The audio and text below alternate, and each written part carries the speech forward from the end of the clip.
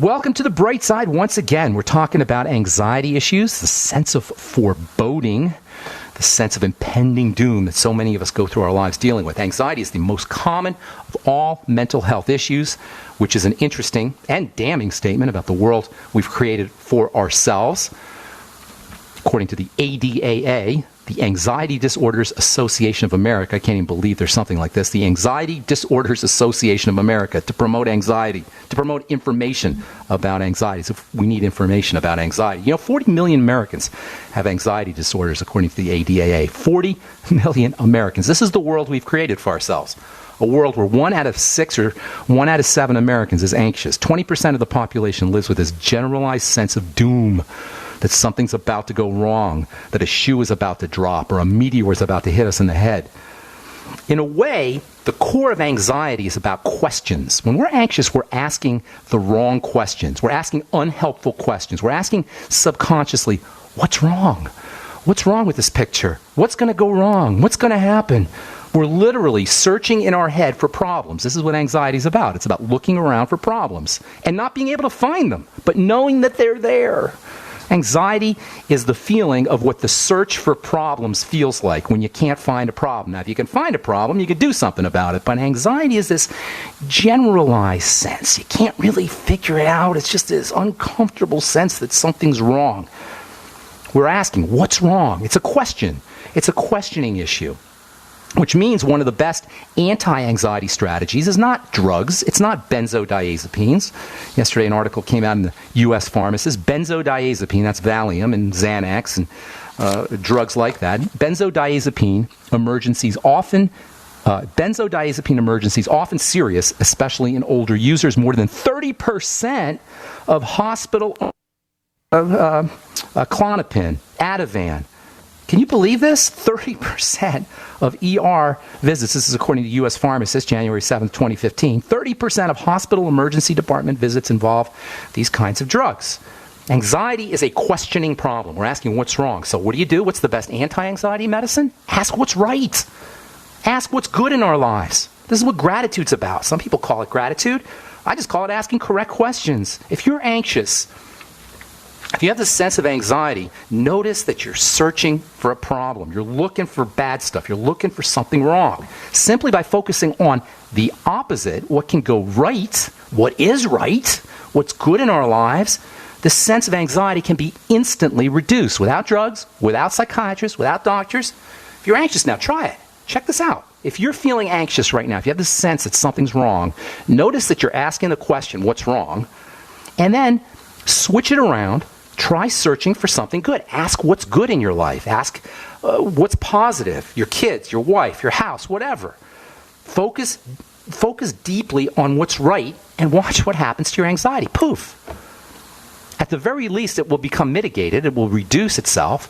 And at best, it'll completely disappear. These are the kinds of strategies we can employ ourselves to empower ourselves, to take care of ourselves without medical authority, without medical intervention. This is what the bright side is about. It's about taking care of our health ourselves. It's about taking care of the health of our families ourselves. It's about ourselves. Anxiety, like pretty much all mental health concerns, is not a medical issue. Unless there's some kind of organic defect or brain injury or mechanical trauma, our mental health is no one's business but our own. And this isn't just true about psychiatry, of course. It's true about all medicine. I was listening to a doctor this morning do a lecture about the failures of medicine. This was a doctor who's doing something. There's these things that Google does. Google Talks. You can search for it. Google Talks, and they have all kinds of healthcare professionals and scientific professionals. So this is a doctor. He's talking about the failures of medicine. He starts off by admitting that modern medicine is a failure because it focuses on disease. It focuses on sickness. This is an MD. Excuse me. This is an MD who's saying this. He says modern medicine is a failure because of its focus on disease and sickness. And then he has the cojones to say that medicine should be focusing on prevention. As if we need doctors to tell us how to live a healthy life. This is called creating a job for yourself. As if we need to be doctored into health. What this doctor doesn't realize is that with the exception of emergency medicine, which is truly vital, nobody's disputing the fact that emergency medicine is heroic. What this guy doesn't realize is we don't need doctors at all, not for prevention, not for wellness, not for nothing, except for perhaps, as I say, heroic medicine. Hang tight, we'll finish up when we come back from our break and take your phone calls as well. 844-236-6010 is our number. I'm Pharmacist Ben, we'll be back after this. Okay. Let's see, we're talking anxiety. I was listening to this doctor yesterday, this morning actually, do a talk about the failures of medicine. He starts off by saying modern medicine's a failure because it focuses on disease and sickness. And then he says medicine should be focusing on prevention. No, medicine should not be focusing on prevention. We don't need a doctor to tell us how to prevent disease. We don't need a doctor to tell us how to live a healthy life. We don't need to be doctored into health. What this doctor doesn't realize is that with the exception of emergency medicine, which is absolutely unbelievably important and miraculous for that matter, with the exception of emergency medicine, we don't need doctors. No, nobody needs a doctor. And if you want to be a doctor and help somebody with their health, that's fine. That's all good and well. But don't bill them. Don't bill somebody to tell them how to be healthy. How rude is that? You got somebody who's sick, somebody who's got some horrible degenerative disease, and you charge them to get better? Get a job. Get a real job. We don't need a doctor to medicate us to our A1C or TSH or cholesterol levels and be drugged into some statistically acceptable range. Do we need a doctor to tell us to eat vegetables, to exercise, to be healthy? We don't need doctors to prevent disease any more than we need them to correct disease. Health is simple. Health is easy. Health is our divine birthright. The body is designed to be healthy. And it's not the concern of a medical professional. The message here on the bright side is that health is our business, not the medical authorities, not government authorities, not any authority. And we shouldn't have to be billed for someone to tell us how to eat right or how to exercise or how to be healthy. There's this new kind of medicine now. It's a special medicine. Doctors are very proud of it. They say, I'm not a regular doctor. I'm a special doctor. I do functional medicine. Have you heard of this term, functional medicine? They call it sometimes evidence-based medicine. That's where they check the drug company-funded research, that quote, evidence, before they give you the drugs. Or they'll test you to see what your TSH is before they give you your drugs. They'll see what your cholesterol levels are before, make sure their cholesterol levels are in an acceptable range, or if they're not, we'll give you the drugs. And who makes the ranges? Well, of course, the people who make the drugs. I'm not like a regular doctor because I tell you what foods to eat. I'm special. I test your A1C and then I tell you what food to eat and how to exercise. That sounds really nice, right? But it's an insult to our intelligence. It's an insult to the intelligence of human beings. It's disempowering to the average person.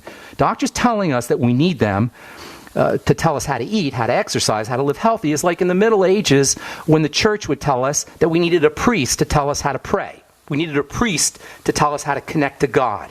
We don't need a doctor to tell us how to eat any more than we need a priest to tell us how to communicate with our divine source. We don't need priests to plug into God, and with the exception of emergencies, and again, I can't stress this enough, we have emergency medicine, emergency surgery, ER nurses, ER docs, EMTs, first responders. They are truly, truly lifesavers, angels, health angels.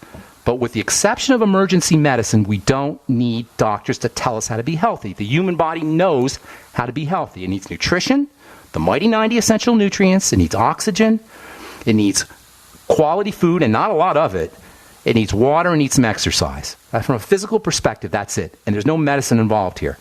It needs to be kept free of poisons, of which the voluntary ingestion of sugar and medication are the prime culprits. Yes, there's toxins in the air, certainly air pollution and heavy metals, etc. But with the exception of sugar and medication, for the most part, we can take care of eliminating poisons on our own. Emergency room medicine is vital, but day-to-day ambulatory medicine is different. It's not necessary. Doctors claiming that they're health experts, that they know our bodies better than us, that you need to have a medical degree, that you need to go to medical school for 8 years and have a residency and pay hundreds of thousands of dollars for tuition and books, is just to understand how the body works and how to take care of it is an authoritarian power trip. It's exploitative, it's predatory, and it's not in our interest. And while it sounds good, at the end of the day, it's a way of taking power from the individual, taking control from the individual. That's us. And it leaves us dependent on authorities. It leaves us dependent on experts for doing what we can do to take care of ourselves and our children and our families, and that's not a good thing. So yesterday we left off talking about nutrients you can use for anxiety. Now, of course, we're told that if we're anxious, there's medical strategies we can use, and there's a branch of medicine called psychiatry. Even doctors, or other doctors, are skeptical about psychiatry. Psychiatry has dedicated itself specifically to catering to anxiety issues, as if we need a psychiatrist to tell us how to handle our anxiety, our PTSD, our OCD, our depression. But as with all degenerative health issues, we don't need to be medicalized. We don't need doctors for our depression or our panic attacks. Before we went to break, we talked about just asking correct questions can make a big difference. Asking what's right in our lives, focusing on what's going well. I'm looking out the window here, and we got a blizzard going on, but I'm in a beautiful, warm house. I'm in a beautiful, warm, comfortable seat looking out the window. I got tons to be grateful for. So do you. Most people have tons to be grateful for, but we focus on what's wrong, and the cost is anxiety issues. Now, from a nutritional standpoint, there's tons you could do as well. Glycine, love the stuff. 1,000 milligrams at bedtime. It relaxes you. It's good for your liver. It's been used as anti-seizure medicine. Certainly, it has anti-anxiety properties. Melatonin, take it at bedtime. 3 milligrams, 6 milligrams, sublingual. Melatonin-containing foods, walnuts, peanuts, ginger, black tea. GABA, wonderful nutritional supplement, relaxing, 500 milligrams a night. B vitamins, theanine, lithium. We talked about that yesterday. Lithium orotate or aspartate. Magnesium. Magnesium deficiency is the number one mineral deficiency. 500 to 2,000 milligrams at bedtime. Potassium. There's so many great nutritional supplements that you can take to relax your body. And alternatively, how much anxiety is related to deficiencies in these things. And we know deficiencies are common. One of the most incredible nutritional supplements you could use for mental health issues is something nobody ever thinks about for mental health, and that's probiotics and good bacteria. Hang tight. We'll finish up when we come back from our break and take your calls as well. 844-236-6010 is our number. 10. A couple more things I want to say about anxiety. Probiotics are amazingly important for all mental health issues. This is related to something called the gut-brain axis. The gut-brain axis is the relationship between the digestive system and mental health, and not the least of which is associated. The gut-brain axis is really linked very closely to probiotics, to good bacteria in the gut. Do you know bacteria in the gut actually make brain chemicals? Bacteria in the gut make serotonin, bacteria in the gut make GABA, bacteria in the gut make relaxing chemicals, and conversely, when you have the wrong bacteria in the gut, toxins can get secreted into the blood. Little pieces of the wrong kinds of bacteria can get secreted into the blood, and all this can initiate the anxiety response. Please don't underestimate the importance of digestive health when it comes to taking care of mental health issues. Blood sugar issues are also important. Stabilizing the blood sugar using chromium and vanadium, the sweeties. These are all mechanisms that, on the face of it, may not sound like they have a connection to mental health, but they do. Blood sugar and mental health go hand in hand. Digestive health and mental health go hand in hand. And for that matter, adrenal health, stress issues, oxygenation issues, and mental health go hand in hand. That's our triangle of disease. And just like it's important for the degenerative health crises that we may be dealing with, it's also important for mental health issues as well. There's a supplement called inositol.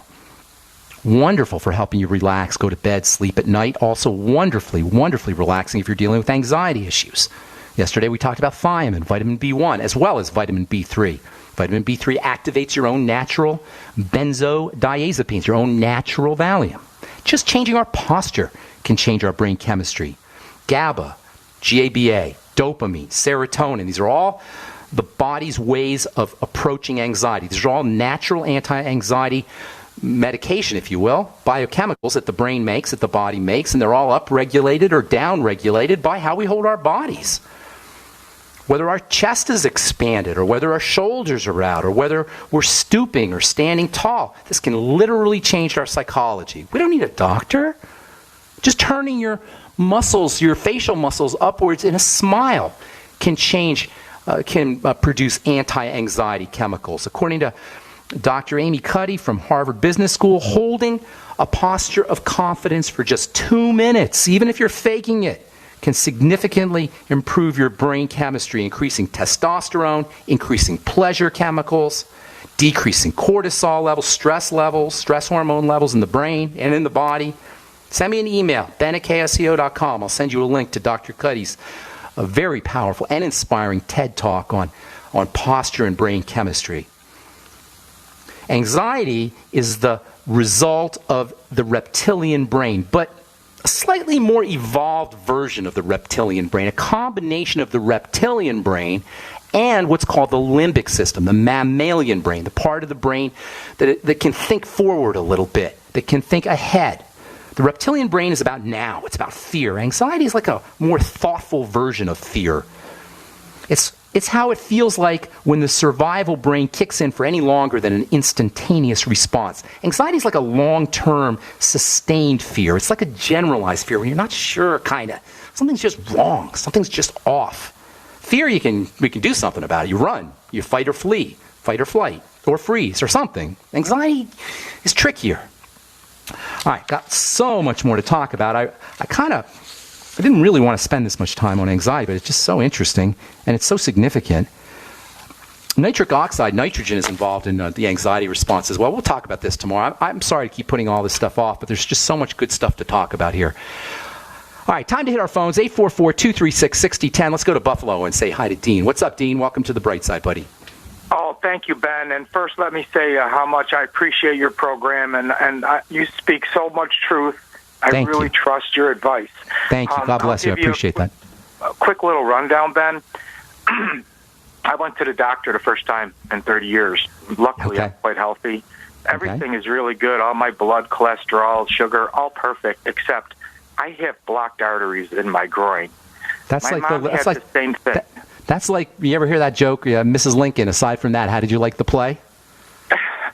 I'm worried, Ben. Yeah, you should. Blocked arteries are a serious problem. Blocked arteries, blockages in the circulatory system, usually involve some kind of toxicity into the blood. This is the major cause of all problems, toxicity into the blood. The blood is the sacred space. Once something gets into the blood, all kinds of biochemical reactions ensue, biochemical reactions that are involved in survival. Blocked arteries are a sign of a couple things. Number one, sticky blood. Toxic blood. That's the first thing to think about. And blood toxicity, sticky blood, immune-reacting blood, blood that is responding to some kind of attack, needs to be addressed as a digestive problem first and foremost. Dean, you don't just have blocked arteries. What you need to do, this is your job, this is your homework. If you're serious about this, it sounds like you are. This is your homework. Look for other symptoms. Nobody has blocked arteries in their legs or in their body without having something else going on. Follow me? Make sense? Mm-hmm. There's something else happening, and usually it involves food and digestion. That's first of all. The second thing that can cause blocked arteries is something called glycation, which is the reaction that sugar has with the blood vessels, with the circulatory system. So the second thing you're going to want to do is focus on blood sugar and stabilizing blood sugar. Now, you said you had your sugar checked and everything was fine, but that doesn't mean it is. So what you want to do is, first of all, do the digestive thing. Look for food problems. Look for bowel movement issues, gas, heartburn, etc., and associate those with specific foods. And then start using probiotics and good nutritional supplements for the digestive system. If you have to fast and hit the reset button, is what I call fasting, for a day or two, and then reintroduce foods, do it, because blocked arteries are very serious. You know, Ben, can I say one thing that I'm only about maybe 20 pounds overweight, and I've only my life. Mrs. Lincoln. Other than that? How was the play? Only. That's significant, Dean. I've relied a lot on a low-carb, high-fat diet to control my weight. I would imagine that's probably not a good thing. Well, it doesn't matter whether it's good or bad. The fact is, you're not controlling your weight, and I'm not being mean here. I don't mean to be harsh. I'm just telling you there's a biochemical problem going on. The blocked arteries don't occur in a vacuum. The fact that you're 20 pounds overweight, it tells me that there's a blood sugar problem. Nobody should. And again, I'm not beating you up. I'm not beating anybody up. I'm just giving you the chemistry. The body is not designed to be overweight. We're designed to be lean and mean. Under healthy conditions, we're lean and mean. If we're 20 pounds overweight, we've got a metabolic problem. That means the chemistry's off. If the chemistry's off, the first thing you do is go to the digestive system. Okay? Like I said, probiotics, always a must. Look for problem foods. Link your bowel movements and your bowel movement problems, your heartburn, your digestive symptoms. First find them, then link them to foods, eliminate those foods. Then the next thing is start to stabilize the blood sugar. 20 pounds overweight tells me you have a blood sugar problem. Okay? And usually a blood sugar problem follows foods. So foods, then blood sugar issues, staying off of anything that spikes your blood sugar. You might want to get yourself a blood sugar meter, a blood glucose meter, just to see what's happening. If you don't want to do that, just lay off of foods, the typical foods that spike the blood sugar, and use supplements that control sugar. The B vitamins are the king, the absolute king of blood sugar metabolizing supplements. And by the way, Dean, the B vitamins are also critical for your arteries, and they're critical for the circulatory system. Every time we urinate, we lose our B vitamins, and if you're not replacing them, it's impossible not to be deficient. That's what I'm saying. Can you recommend some longevity products for me? Absolutely. Hang tight. I'll tell you a couple good ones. That's what I was talking about, you guys. These simple little things that we can do. You know, if you're urinating and not replacing your B vitamins, there's no way you're not going to have a problem. Every time you take a leak, every time you urinate, you lose the B's, you lose the C's, you lose potassium. All right, Dino. Dino in Buffalo. You there, my friend? Yes, thank you, Ben. All right, it's number one, digestion. Get on the Biolumin Nightly Essence. These are the longevity products that I would suggest for you. Biolumin Nightly Essence. That's your probiotics and it also has some digestive enzymes in there too. 3 in the morning, 3 at night. The Fuchs Z, which is not strictly a digestive health supplement, but it'll help you coat and soothe the intestinal lining to prevent leaky gut stuff getting into the blood. It also has some blood thinning properties. 3 in the morning, 3 at night. Could you repeat that one, Ben, please? Sure. Fuchs Z. F as in Frank, U, C as in cat, O as in Oscar, I as in Igloo, D as in David, A as in Apple, N as in Nancy, Fuchs, and then the letter Z, Fuchs Z. 3 capsules in the morning, 3 capsules at night. And then the Healthy Start Pack, of course. You might also want to consider the ultimate enzymes after meal, the digestive enzymes after all meals. Digestive enzymes will also help clear blocked arteries as well. And then absolutely positively get yourself on the Healthy Start Pack. Sip on your Beyond Tangy Tangerine all day long. That'll make a huge difference. By the way, especially at night. Do you have restless leg syndrome at all in the middle of the night? I've had cramps, but not lately. It's all related, my friend. It's all related to electrolyte and B vitamin deficiencies, among other things.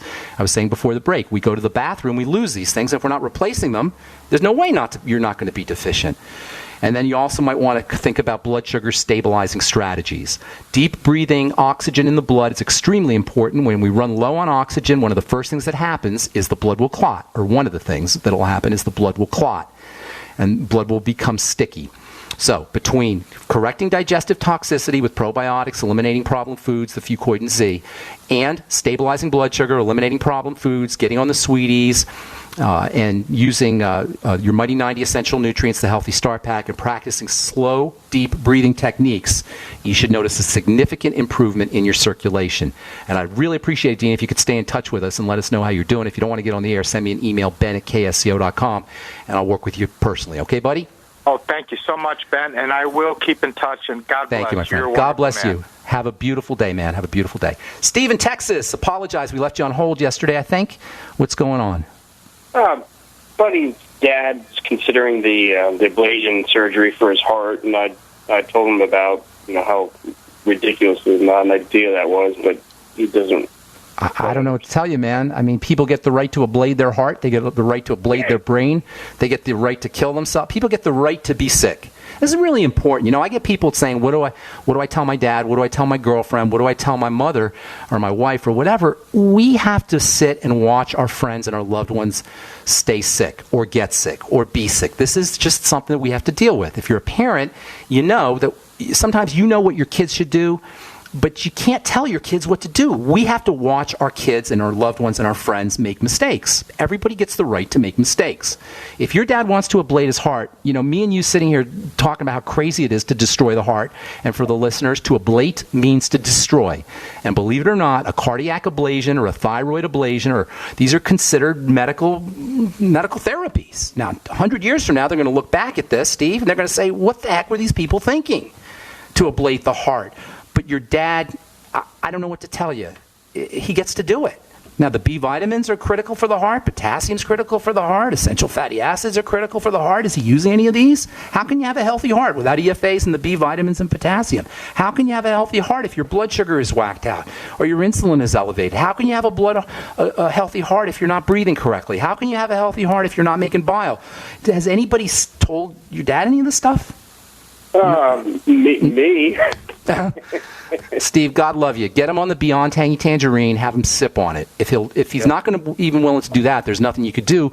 But if he is willing to do that, he'll notice a significant difference. Just the Beyond Tangy Tangerine will make a significant difference. When I talk about the BTT, the Beyond Tangy Tangerine, I'm not talking about it because I want to sell you a product. I don't make any money here. You know, if I have a longevity distributorship and you buy the BTT from my website, I get a nickel or something. You know, this is not about money. This is about the Beyond Tangy Tangerine being loaded with B vitamins and vitamin C and potassium and plant-derived minerals and all the nutrients you need that we lose every day. All right, so just sipping on the BTT, Steve, that'll make a huge difference. You want more? Magnesium, EFAs, the Healthy Start Pack. There's so many things you could do, Steve, but how old's your dad? 75. Do you think he's going to want to change his life at the age of 75? If he does, he's a great man, and it's amazing, and I'm here to help if he is, but... He does in spurts, you know, gets on the wagon and falls off the wagon, and gets on the wagon, falls off the wagon. Get him on the BTT. If he's willing to do the BTT, he's going to notice a significant difference, and then we can move forward from there. Okay. Thank you so much, Steve. God bless you. I hope everything works out with your dad. That's terrible, you know, when we have to watch our parents. I'm watching my parents. I'm watching my dad. My dad doesn't listen to me. My mom does a little bit after I got her on probiotics, and her heartburn went away. But my dad doesn't listen to me. No, he listens to his doctor. That's just what we have to deal with. The bright side message is not for everybody. Remember Jack Nicholson in the movie A Few Good Men, I think it was called. He says, "You want the truth? You can't handle the truth." And that became an iconic phrase. Why? Because it's something we can all relate to. We can't handle the truth. Some people just don't want to hear the truth. It seems like everybody should want to hear the truth, but some people don't want to hear the truth. And in my experience, if you're going to the doctor to have your heart ablated, literally destroyed, because it's out of rhythm or because your blood is clotting, and you're voluntarily going in and having them destroy your heart, then, you know, with all due respect, you can't handle the truth. All right. Rose in Virginia, what's up? Welcome to the bright side. Hi, Ben. Thank you for all your kindness, you know, and we're so grateful to you. Thank you, Rose. The other day I mentioned to you that to encourage the audience, you know, exercise and massage therapy. Yes. Somebody to do massage is as important as taking the nutrients. We need to exercise. We need to get our blood moving. Yes. Because, you know, so we can survive, you know, and overcome. Absolutely. I was going to mention, too, apart from I heard the scientist the other day at a Prison Planet, but GCN has Alex Jones, and you could hear it through there. It was January 5th of this year, 2015, the second hour, Dr. Christopher Busby. He's a physicist, and I think he's a chemist, and he recommended for radiation to take high volumes of calcium and selenium. Please hear what he says. He says all the information that it is important to hear. And please, you know, what Ben is saying is life, believe me. Thank you, Rosa. I don't know what I would do after the Lord, you know, without Ben's advice. Praise God. Thank you so much, Rose. Thank you, my dear. Thank you. Have a beautiful day. Say hi to Steve. Say hi to Steve for me. All right. Thank you so much for that, Rose. And shout out to Alex Jones, too, by the way. That guy does some amazing, amazing, amazing work. And we're very grateful for what he does. Thank you, Alex. All right. Let's go to JR in California. What's up, JR? Welcome to the bright side. Yes. Hi, Ben. Thank you very much for taking my call. All right. What's going on? My wife is experiencing problem here that we weren't even aware of here. She did a liver panel about 3 months ago, and her AST level was at 39. Okay. Do you know what that is? And do you know what the AST is? I have no idea. That was one of the questions, and the other one I'll tell you. is ALT. Okay, AST and ALT are measurements of liver disease. Cells will release certain things. Liver cells will release certain things when they're dying, and AST and ALT are one of the things that they'll release. So when AST levels go up, AST and ALT levels go up, These are enzymes, by the way, AST and ALT. When these liver enzymes are called, when they go up, that means liver cells are dying. When liver cells die, when all cells die, they release their contents, including their enzymes. Does that make sense? Yeah. Okay, so AST and ALT are measurements of how much liver enzymes are in the blood. When liver enzymes are elevated in the blood, that means liver cells are dying. Basically, you have a dying liver. Okay, you don't need to know the details. You just need to know your liver's sick. Your liver's dying. Now, given the way we eat, given the way we live, given the air we breathe, the water we drink, our toxic, polluted society, given the way processed food that's devoid of fiber and devoid of nutrition, it makes perfect sense that our livers would all be messed up, and 30 to 40% of Americans have messed up livers. So this is not unusual. So what do? The liver is primarily a digestive organ. After we eat food, the food gets crushed up and liquefied. It goes into the blood, and from the intestinal blood, it goes into the liver where it's purified. But if the digestive system's not working correctly, or there's toxins in the food, now the liver is going to be overloaded, and over the course of time, it's not going to be able to do its work. Liver cells will die. So what do you do when you have elevated liver enzymes? Number one, focus on the digestive system. Number two, because the liver is also a sugar processing organ, focus on sugar. And there we have our 2 points, our first 2 points in the triangle of disease. I wish I had more time, you guys, but that's just all the time we have. JR, send me an email, ben@ksco.com. Put your phone number in there, I'll call you back. Thanks for listening, folks. I'm Pharmacist Ben. Have a wonderful, beautiful, spectacular day. We'll talk to y'all later. Bye for now.